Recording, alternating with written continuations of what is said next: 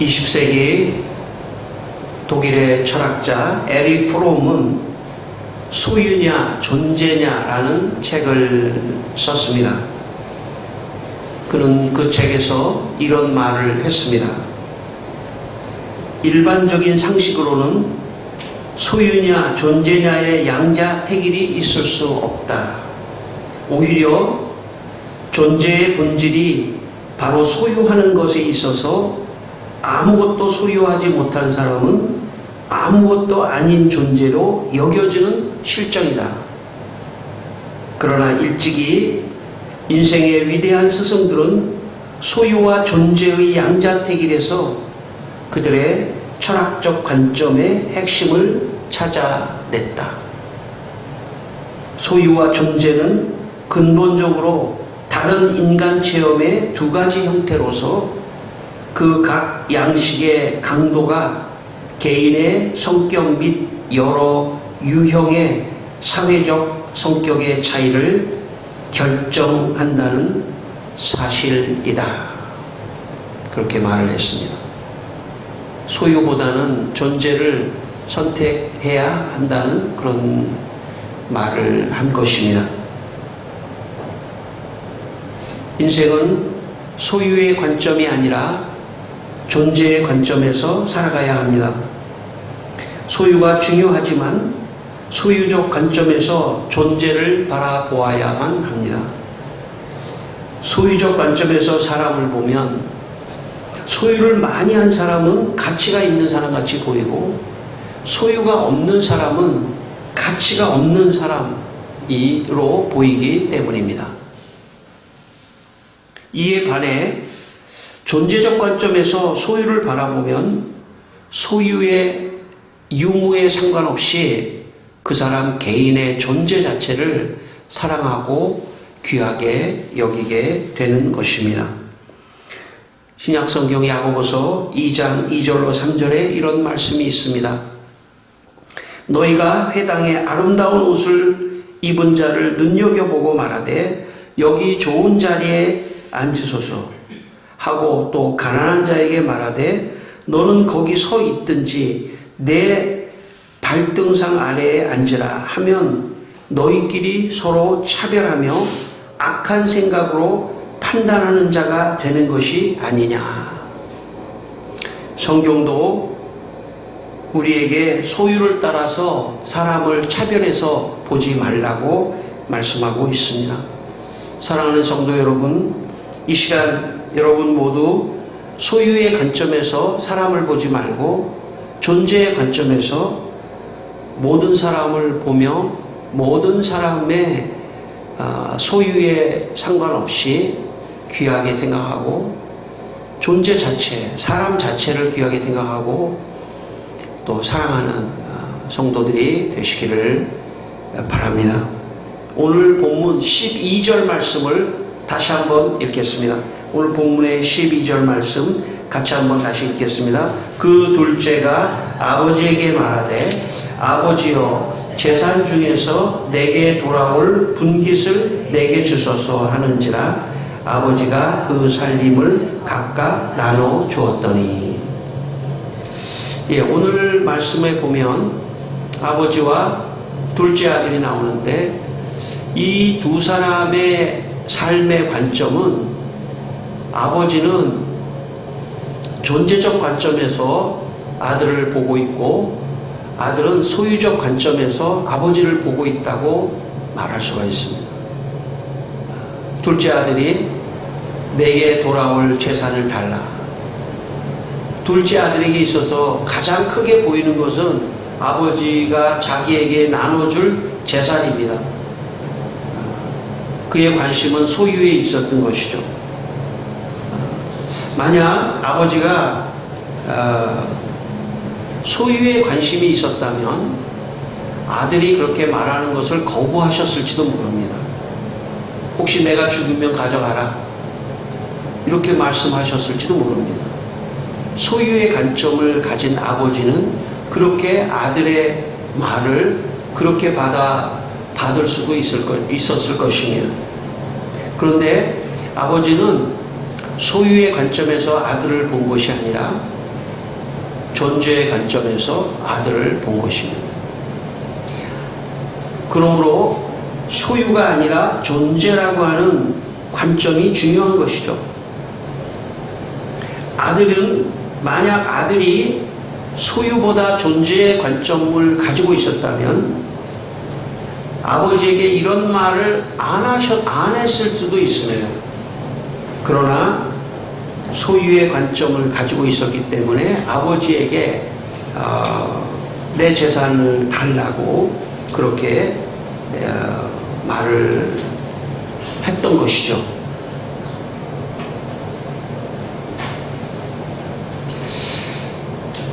제가 초등학교 아마 3, 4학년 때로 기억이 되는데 어느 해 겨울에 아마 쉬는 날이었던 것 같아요.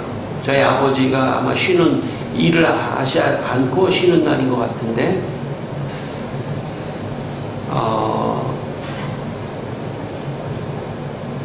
그 옛날에는 연탄 같은 걸 이렇게 떼서요, 방에서 이렇게 아랫목에 따뜻한 아랫목이 있었습니다. 아마 겨울이니까 그 따뜻한 아랫목에서 저희 아버지가 주무시고 계셨습니다.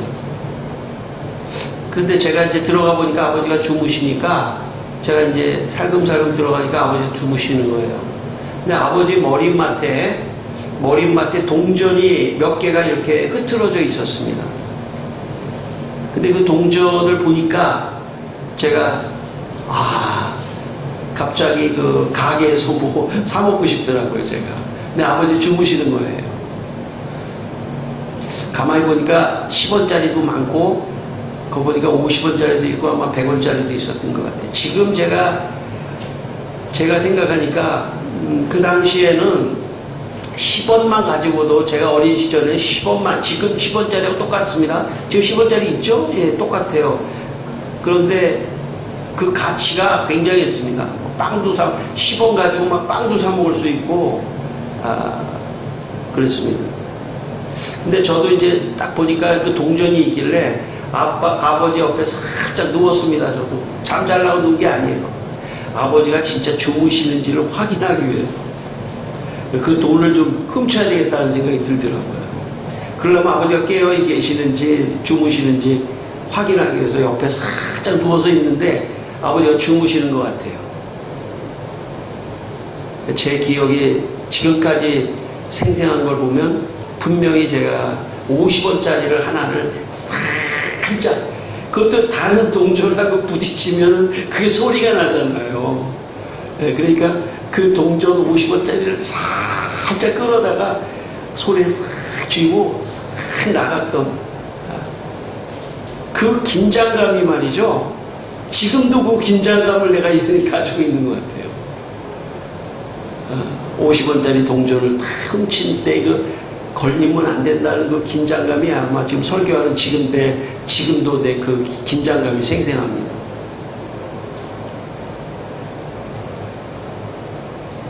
그 후에 우리 아버지가 회사에 이 직장에 일을 하시고 오실 때 가끔씩 제 손에 동전을 쥐어주셨어요. 그때마다 제가 좀 마음이 이상하더라고요. 아버지가 그때 내가 50원짜리 가져가는 걸 아셨을까? 아니야, 모르셨을 거야. 동전이 그렇게 많았는데 어떻게 여기서 하나 없어진 걸 어떻게 아셨겠어? 아니야, 아셨을 거야. 모르셨을 거야. 3, 4학년 되는 제 마음속에 손에 동전을 쥐어주는 게 그렇게 썩 좋아하고 느낌이 안 생기더라고요. 우리 아버지가 아셨겠죠. 그렇지만 저 자신을 사랑하기 때문에 혹시 마음의 상처가 될까 봐 소유가 아니고 존재인 나를 생각해서 모르는 척 해 주셨겠죠. 어른들은 다 알아요. 그렇지만 모르는 척 해 주셨겠죠. 오늘 제가 서론에서 에리 프롬이 말한 것처럼 소유냐 존재냐라고 할 때 우리 아버지가 저를 존재로 생각하셨다고 저는 지금 생각합니다. 오늘 본문 13절을 한번 또 읽겠습니다. 우리 누가복음 15장 13절입니다. 같이 읽겠습니다. 그 후 며칠이 안 되어 둘째 아들이 재물을 다 모아가지고 먼 나라에 가 거기서 허랑방탕하여 재산을 낭비하더니. 예, 여러분, 둘째 아들이 여기 보니까 며칠이 안 돼요 하는 걸 보니까 아버지 재산 중에, 예? 아버지 재산 중에 동산도 있었겠지만, 돈 현찰 같은 것도 있었겠지만, 부동산이 많았을 가능성이 있잖아요. 부동산. 밭도 있었고, 옛날 시대니까. 그러니까 그걸 다른 사람에게 빨리 팔아가지고 처분해가지고 재산을 모은 것 같아요. 온통 둘째 아들의 관심에는 돈밖에 보이지 않는 거예요. 돈, 재물. 아버지는 둘째 아들을 소유로 보지 않고 존재로 보고 있습니다. 저는 부모가 자식을 볼 때, 얘가 돈을 많이 벌어야 되는데, 저는 그렇게 보면 안 된다고 생각합니다. 그 존재 자체, 우리 자식 자체를 늘 귀하게 생각하고 있어야 됩니다. 돈을 많이 버는 사람이 되면 좋겠다, 이렇게 생각할 수도 있지만, 저는 그런 생각을 내려놔야 된다고 생각해요. 소유가 아니라 존재 자체를 귀하게 생각해야 돼요. 어쨌든 이 아들은 며칠이 안 돼서 다 재산을 정리해서 먼 나라로 가서 허랑방탕하게 되었습니다. 여러분, 이때 그 아버지가 아들이 모든 재산을 모으고 처분하고 빨리 팔아서 재산을 모으는 그 과정을 지켜보는 아버지는 재산에 관심이 없는 거예요. 그 아들에게 관심이 있는 거죠. 그 아들을 물끄러미 지켜보시면서 아마도 아무 말씀도 안 하시고 아들이 참 훗날에 인생의 전부가, 돈이 인생의 전부가 아니고 깨닫고 돌아오기를 바라보면서 아마 아들의 모습을 보았을지도 모릅니다. 아들아, 인생이 돈이 전부가 아니야. 그렇지만 지금 네가 그렇게 하니 내가 너를, 네 존재 자체를 사랑하기 때문에 그냥 지켜보고 있는 것이다 하는 그런 마음으로 지켜봤을 겁니다. 아버지가 아들을.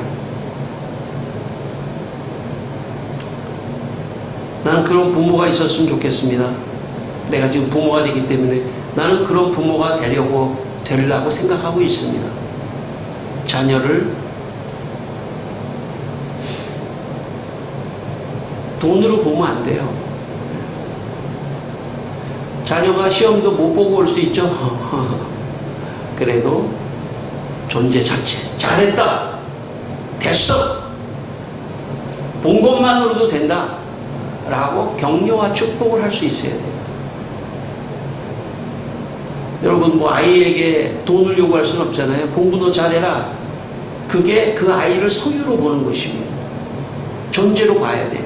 우리의 시각을 존재적 시각으로 바꿔야 됩니다. 14절을 읽겠습니다. 14절 말씀, 14절. 다 없앤 후 그 나라에 크게 흉년이 들어 그가 비로소 궁핍한지라.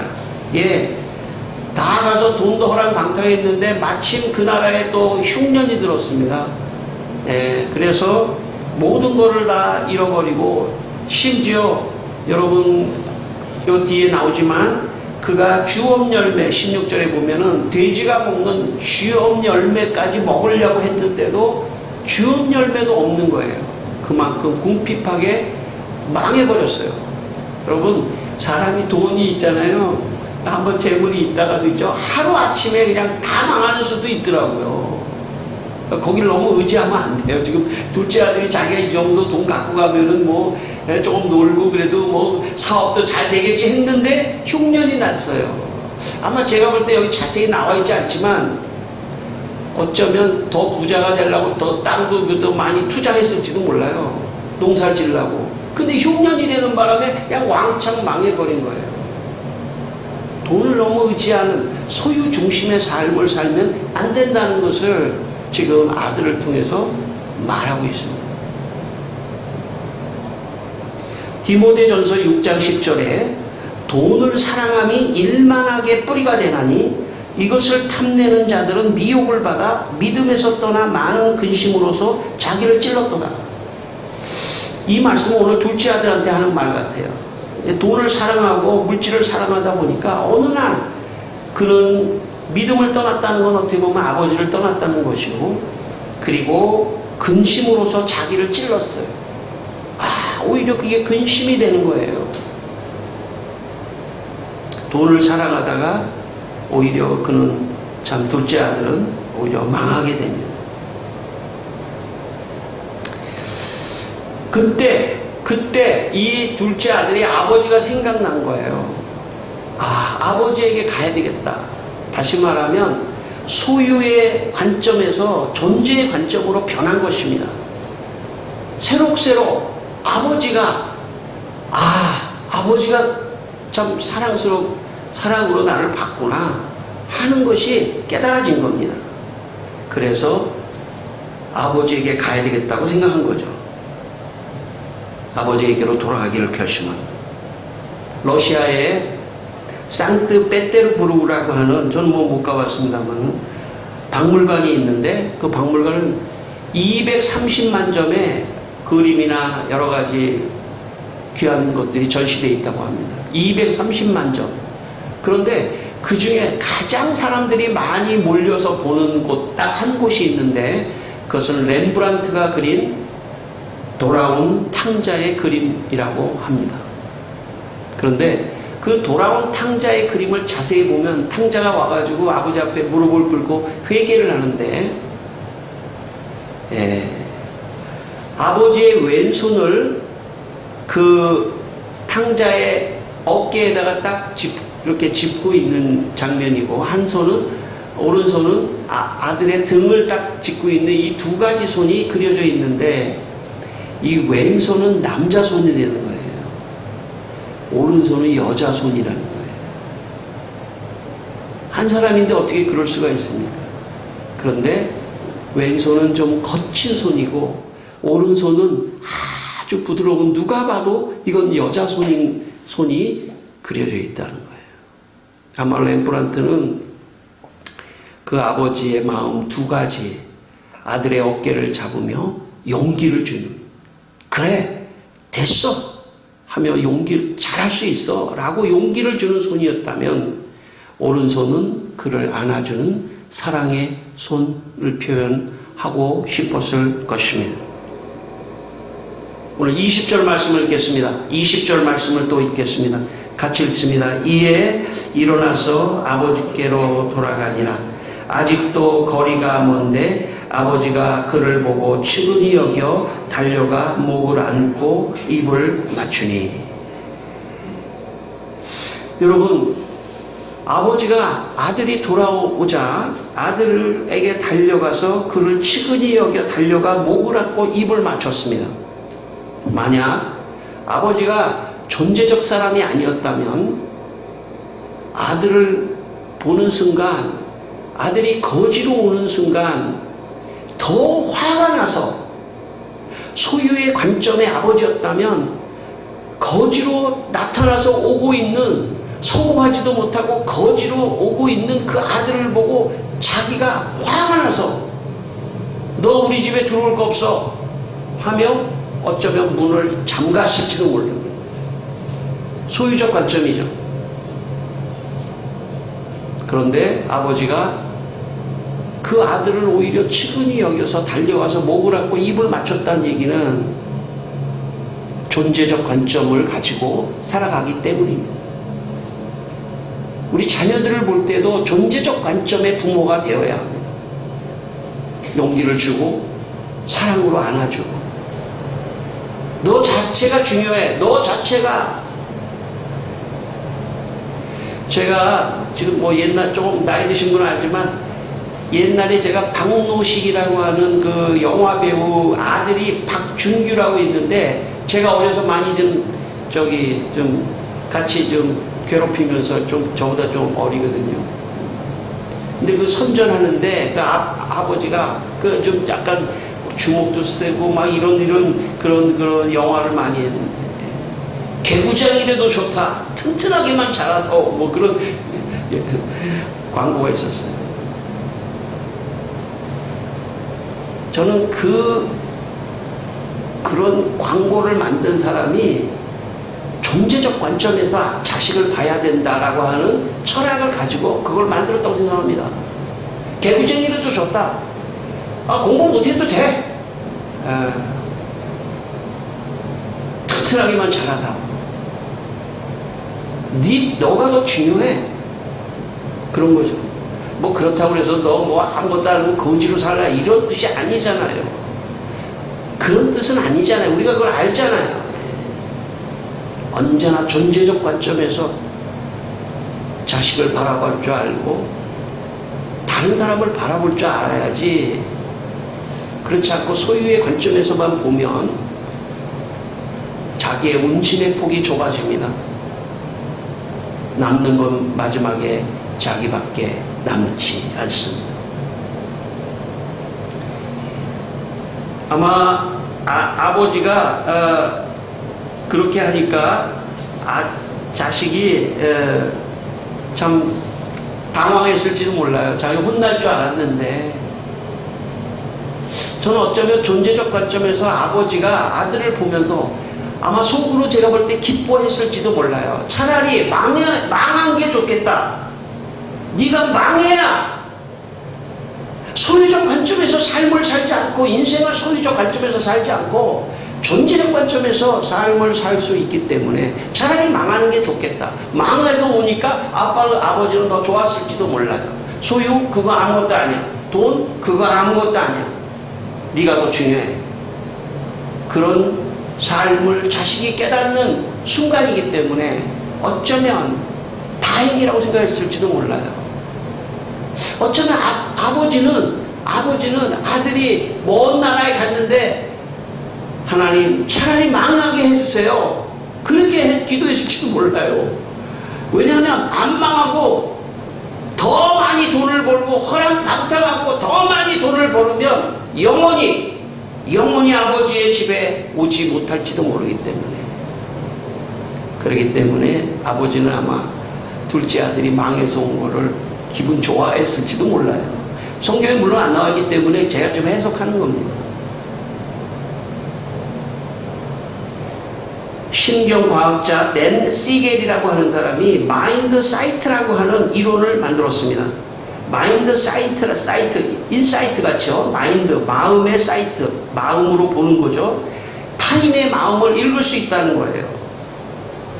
인간의 선천적 능력이 그런 능력이 있다는 거예요. 시겔은 이런 말을 했습니다.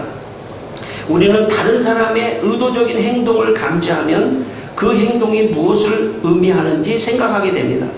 시겔에 의하면 인간의 의도적 행동은 말보다 더 많은 것을 전달한다는 거예요. 그러니까 말하지 않아도 어떤 행동을 하면 상대방에게 무슨 의도인지가 전달된다는 거예요. 그리고 인간은 서로 어느 정도 가까이 있게 되면 상대방의 의도를 읽기 시작한다는 거예요. 그래서 가족 있잖아요. 가족은 말을 하지 않아도 느낌적으로 벌써 의도를 다 알아요. 같이 사는 가족이라든지 이런 사람들은. 조그만 행동 하나에도 나를 좀 싫어하는구나 하는 것도 다 알아요. 식사를 하면서도 젓갈질 하나 하는 것만 봐도 다 느껴요. 사람이. 가까이 있는 사람은 안다는 거예요. 그 행동만 봐도 안다는 거예요. 22절, 23절 한번 읽겠습니다. 22절, 23절 아버지는 종들에게 이르되 제일 좋은 옷을 내어다가 입히고 손에 가락지를 끼우고 발에 신을 신기라. 그리고 살찐 송아지를 끌어다가 잡으라. 우리가 먹고 즐기자. 예. 여러분, 아버지는 소유의 관점에서 자식을 본 것이 아니기 때문에 더 아들을 끼워안을 뿐만 아니라 그 다음 행동을 합니다. 그 다음 행동. 그 다음 행동은 뭐냐면 새 옷을 입히고 가락지를 끼우고 또 새 신발을 신기고 살찐 송아지를 잡는 거예요.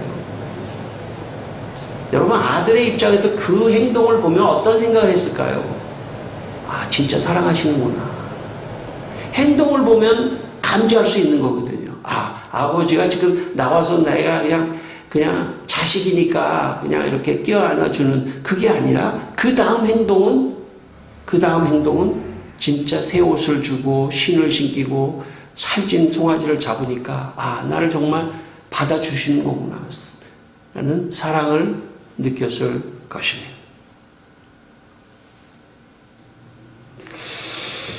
저의 아버지는 아까 제가 조금까지 했지만은 살면서 저한테 사랑한다는 말을 한 번도 하시지 않았습니다. 물론 저의 부모님의 세대만 해도 옛날 분이시기 때문에 또 유교의 문화의 영향을 받을 수도 있기 때문에 유교는 그런 자식과의 그런 대화를 하는 것을 어색해하기 때문에 또 시대적인 어떤 상황도 있었고 그렇기 때문에 충분히 제가 이해합니다. 아버지가 나가셔서 열심히 일하셔서 돈을 벌어오시는 것만으로도 아, 나를 사랑하시는구나 하는 그런 거를 충분히 느낄 수 있죠. 그런 행동으로. 그러나 그럼에도 불구하고 정말 따뜻하게 나의 어깨를 잡아주며 격려하고 사랑한다는 말을 해주셨었다면 아마 더 많이 내가 그 확신을 얻을 수 있었을지도 모릅니다. 내가 해야죠.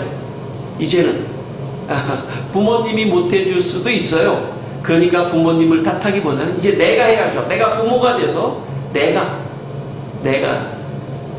해야 되는 거고 또 부부간에가 있다면 부부간에 서로 격려와 축복과 사랑한다는 말을 해야 해요. 해야 됩니다.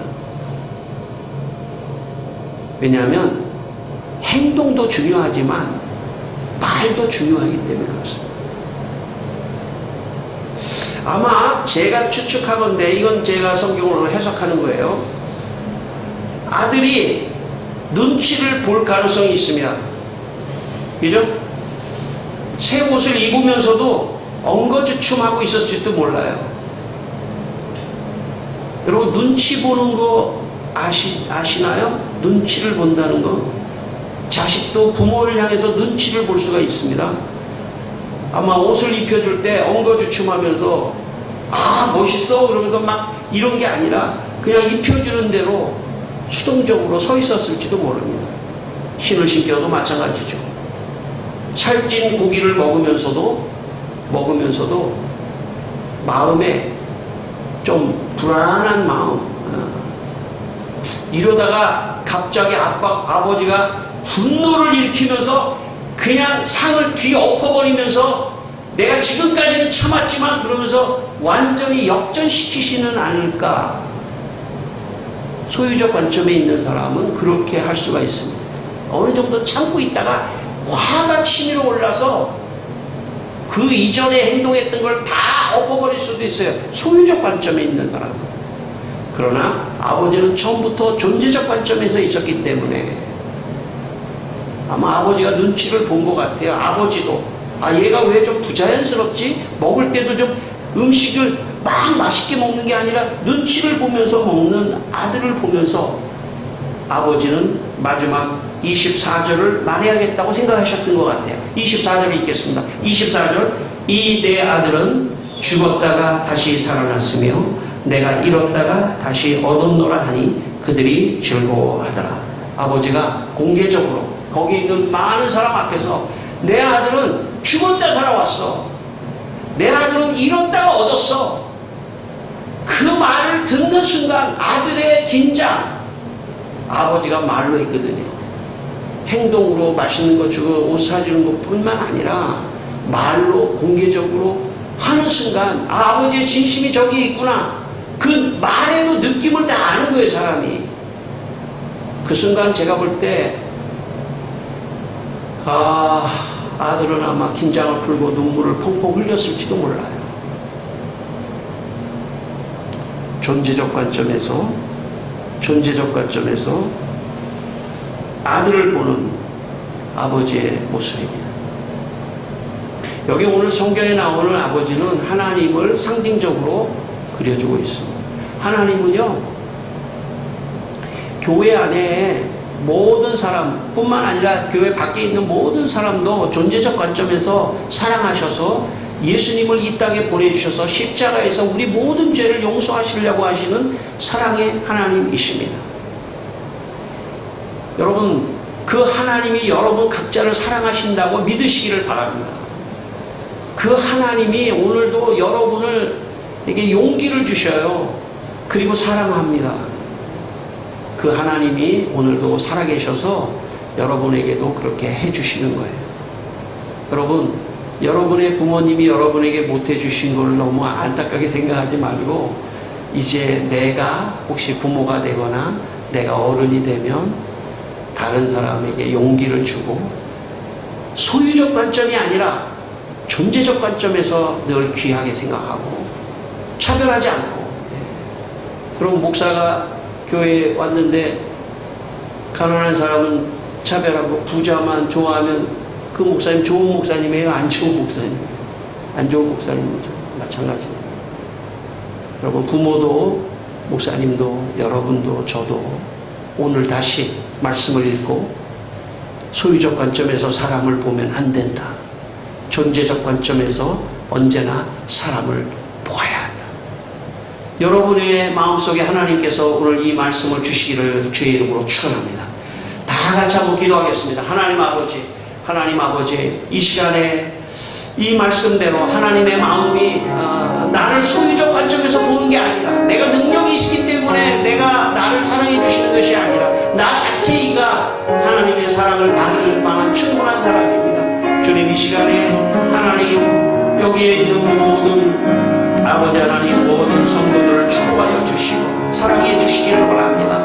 아버지 하나님, 그래서 용기와 사랑을 주셔서 이분들이 아버지 하나님, 우리 모두가 다 이 세상에서 승리하고 일어나게 하여 주시옵소서.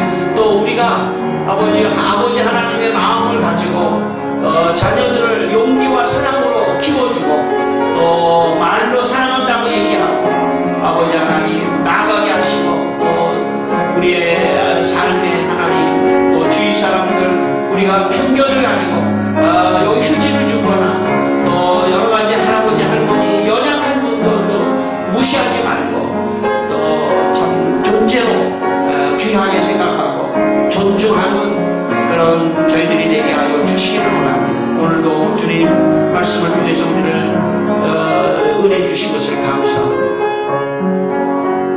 하나님 아버지, 우리 성도들을 소유의 관점이 아니라 존재의 관점에서 모든 성도들을 사랑해 주시옵소서. 그리고 우리 성도들도 주위의 사람들을 존재의 관점에서 사랑하게 하여 주시옵소서. 예수님의 이름으로 기도드립니다. 아멘.